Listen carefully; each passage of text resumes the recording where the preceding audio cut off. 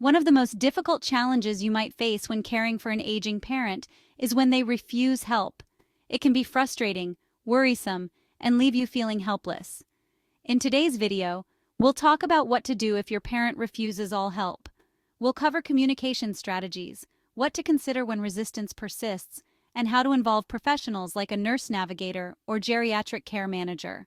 Let's dive into how you can approach this sensitive situation. The first thing to remember is that your parent's resistance to help is often rooted in fear or a desire to maintain independence. That's why how you approach the conversation matters. Start by asking open-ended questions. Instead of telling them what they need, try asking them how they feel about their situation. For example, you might ask, "How are you managing everything on your own?" Or, "What worries you the most about having someone come in to help?" This lets them open up about their concerns rather than feeling defensive. You might find that their fears stem from a loss of control or a fear of being a burden.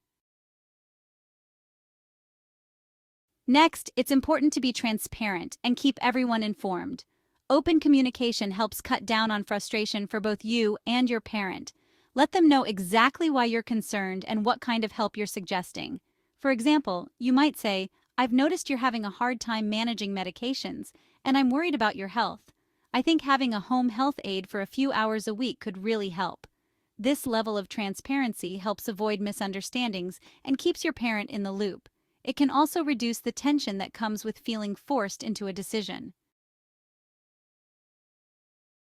Sometimes, having a neutral party facilitate the conversation can be incredibly helpful. A nurse navigator, care manager, or even a physician can act as an objective third party to help you and your parent talk through the concerns. Hearing it from a professional can make the situation feel less personal and more like it's about their overall well-being. These professionals are trained to handle difficult conversations and can give your parent a clearer understanding of what help could look like, taking some of the emotional burden off your shoulders.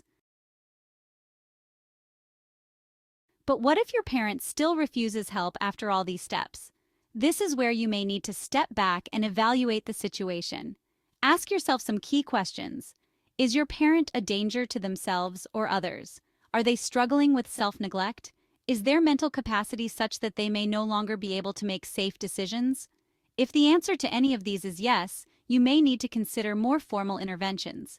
This could mean exploring legal options like guardianship or working with a geriatric care manager to ensure their safety. A geriatric care manager can be a great resource when your parent is resistant to help. These professionals can visit your parent, build trust, and connect them to resources without the direct involvement of family members. By forming a relationship over time, they can help ease your parent into accepting the care they need, making it less intimidating. Unfortunately, many families end up waiting until a crisis, like a fall or a medical emergency, forces a change in care.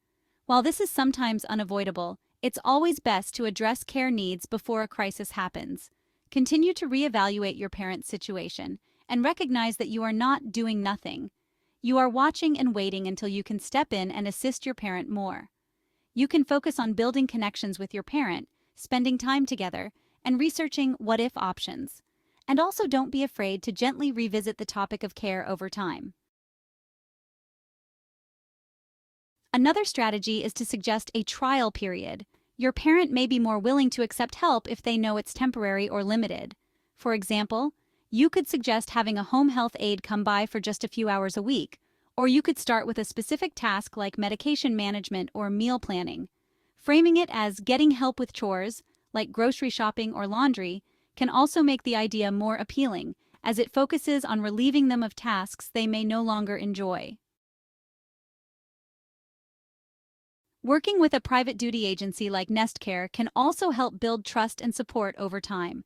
Our nurses and aides are trained to approach care with sensitivity and respect, often forming lasting relationships with clients. This can be a gentle way to introduce help without overwhelming your parent.